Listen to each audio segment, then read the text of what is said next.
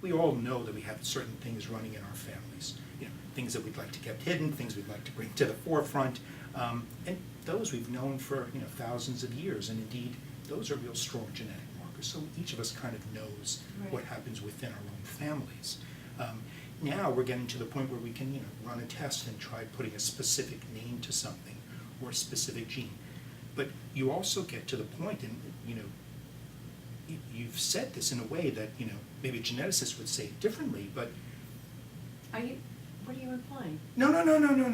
In the sense that, no medical school. No. In the sense that. But you got it. You got it. They would put a fancy name on it, right, and say something is a simple trait versus a complex trait. Something is a dominant trait versus a recessive trait. In the sense that we may know one gene, we may know BRCA, but that's one of exactly. There are 25,000 others that are kind of modeling the flow. As I was talking about trying to come down here today when I was driving on Fifth Avenue, right? Even though I wanted to point my car in one direction, the officer said no. The blue pickup van said no. The frightened woman, was doing this, said no. So we can. All these genes steer us in a particular direction, but there's a lot of other interactions that need to really be working So together. you're in the business of gene discovery and biomarker identification. What does a gene discoverer do? Right. So, it's a great question in the sense that, we have to think about it too, right? We have to kind of focus what we can do because we can collect all these samples. We have, teams of people working on these projects, and we have to be thoughtful in what we want to discover. So, really the first question is, what are we trying to look for? So for the ovarian cancer case, we're really looking for genes on two ends of the spectrum. So as a gene discoverer for something that, we've all decided is an important goal for us, we're looking for genes that have to do with the development of ovarian cancer, something that gets us to the disease earlier, faster, not later. So, for example, what we've done with another group is to actually look for families that have a predisposition towards the development of ovarian cancer. And by doing so, we've actually started sequencing their entire genome and, in essence, binned the people that have ovarian cancer, those that don't, sequence them, and then said, what are the genes shared in this pool and in this pool is different, and then come out with a group of genes that we think could lead to development of ovarian cancer. So, as a gene discovery in that instance, we look for families, and this would be an important tool because indeed things like BRCA, one of really the few genes that we really know about that lead to the development of breast, ovarian cancer, was discovered 20 years ago by looking at families. Right. So here we are back again at the family issue. So again, by looking at those individuals that have one trait, one phenotype, one disease, and sequencing and studying those people, in that family, those affected, and then comparing against the group that don't, we can say, well, we know that in a family we all share genes, some we do, some we don't. Which are the ones that are the outliers here? Which are the ones that this group has that this group doesn't have? Yep. And so for our studies, what I would also say, and indeed, we spoke about enrolling people into the biobank, what I would also say, what's important for us, is also enrolling women who don't have ovarian cancer, who don't have gynecologic cancers, because these are an important set of controls for us to try and understand it. They may have something else, right? We all do, but in this instance, that would be an important group. So for the gene discovery, that's how we do that kind of Anne-Marie, just explain quickly what the BRCA thing is, just in case. So the BRCA gene is a gene that predisposes someone to both breast and ovary cancer. And it was discovered pretty much like you said. They found this group of, this family with breast cancer, and they were able to isolate these genes. And it's a chromosomal defect, so that this suppressor gene, the gene that really prevents cells from proliferating and becoming cancer, that's subdued or missing. And so cells, instead of multiplying and then knowing when to stop, no longer do that, and they just keep proliferating, i.e. as in breast cancer. And people who have this mutation, the BRCA mutation, could be up to 80 times more likely to develop breast cancer. 80 times. As much as, it goes anywhere from 40 to Holy cow. 80%. And that's why people choose to have a mastectomy Prophylactic or mastectomies, yes. hysterectomy. And that's for the BRCA1, because there are two of them, the BRCA1 and the BRCA2. And the same patients who are predisposed to breast cancer can also be predisposed to ovary cancer by virtue of having this mutation, though it's a lot less, maybe up to 60% more likely to have. Yeah. And that's not a very common gene if we screened every woman walking around the city. It's actually in a minority of people. But among these families, and now we found that in Ashkenazi Jews, they have probably the highest incidence of this abnormality.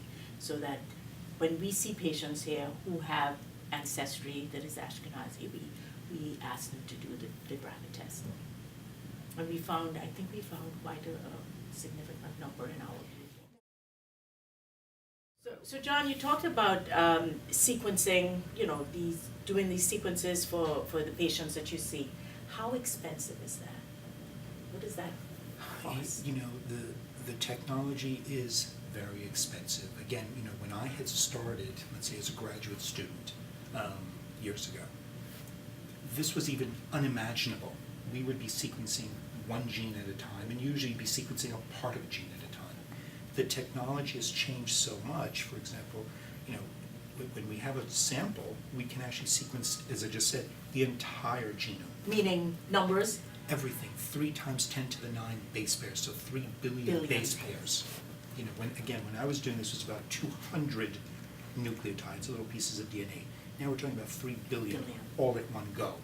And each one is quite a sizable financial investment, right? Exactly. The prices are changing, the prices are dropping incredibly, but it is still... The prices are dropping. 3 to the 9, 3 billion. It's like there's a ticker tape going down here. But not dropping fast enough. No way. Not dropping fast But these enough. experiments are now possible. Right. Before they just weren't done. And indeed, it was millions of dollars to sequence one individual. Now you can do it for $10,000. Millions? Oh my God! For one individual. That's what it was. But In now our it's- lifetime, I mean. Yeah. This is, Yeah, this this is is- new. Absolutely, So it's not. absolutely. So Holy now cow. you can do $10,000 and get that. Now, clearly then what happens downstream of that, trying to make sense of that information, is something else. But again, these are, yes, they are very expensive assays, they're very expensive tests, but the potential is great. So when I think about you in a lab, I think about you hunkered down over a microscope with these little mice running around, but it takes a lot of people to run a lab, right? It's that in itself is an expensive So I think thing. we have 37 mice, no. So we have Turning the wheels? Exactly. So in our lab, we have 10 people in the laboratory, and they range from an assistant professor to an instructor to 3 postdoctoral students to technicians in the lab. And each of these people essentially has their own main project, and then projects that they interact collaborate with, right? with. Yeah. Exactly. And what we try to do, we all come together on a Friday. Peter's actually there at the meeting, so we have representation from the operating suite and the clinical area to the research area, and we kind of formulate what's happened over the week, and then where we want to go with our projects. Indeed, it really does, and it takes a village, Right. to kind of move Is there these things pizza forward. on Friday? There is actually. There Okay. is. You know the science like And just so everyone knows, John keeps mentioning Peter, and Peter is Dr. Peter Dottino, who is a lead oncological A gynecologic oncologist. Right, a surgeon, I was gonna say, Surgeon, yeah. oncological, no, a gynecological surgeon. Gynecological oncologist. Which Surgeon. is a surgeon, yes. So how do you get your money to do all of this? Because I know the hospital doesn't Right. give money to do these kinds of Right, so indeed, what we've done, and again, you were very helpful in this, Peter and Rudy, and indeed Peter's really been kind of the stalwart here, to establish this biobank, which we are now sharing with the research community, we are sharing within our own Mount Sinai community, we're doing all our own experiments. We've actually undertaken all these expenses ourselves, and they've either come through donations, philanthropy, from people here. from people here. Right. And indeed, the problem is the traditional research venues for gaining funding don't usually pay for that kind of stuff. Yeah. It's a critical necessity. It's something that other people clamor for to try getting access to this material, but it's not true. But it's like a catch-22, because before, say, like an NCI will fund you, you have to have these basic studies produced. What's The National Cancer Institute, and they give money for various cancer research projects. But before they will fund you, you have to have your sort of like pilot work out, and to do the pilot work, you need Right. But dollars everyone's to do that. understanding the importance of this gene study, though. I mean, that's what's bringing the numbers down from millions to 10,000, so. it's- technology also, right? Right, without a doubt. But also people have been hearing about what you're doing and calling John to collaborate, and that's some of the great collaborations The that you're thing having that's right so now. crazy to me and scary on the same level, certainly having been an ovarian cancer patient and ongoing, is that when you say people are getting in touch with John, because that's how small the research community for gene And specifically for this translational research. It's you. this is- Yeah. Yeah. get that bling off and give it to him. You mean we can pawn it? That's another channel. That's part two. Exactly. So I would say that this is, if we have to encourage people to give money to, to ovarian cancer, this is really a The very. reason why. Yeah, this is, it takes a lot of money to do what you're doing, and we know that everybody can benefit from this in the long run, so, we really commend you for all your good work. Really, I thank think you this was personally for fascinating since you've interview. handled my genes. I think I think we have informed our viewers a lot about what has been going on behind the scenes, because these guys never come forward. They're always in the back with their mice, working away,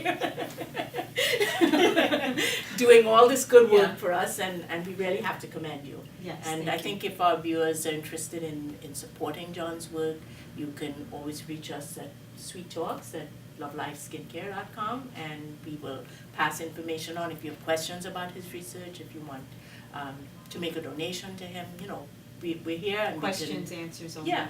Yeah, absolutely. And if it's worthwhile, we can even demystify it. If we can maybe do something, we come to the laboratory and actually see That would what be people are doing. really fascinating. and Oh, see that what would signals be are stored. great. Oh, That would be my light amazing. bulb went up. That Wow. would be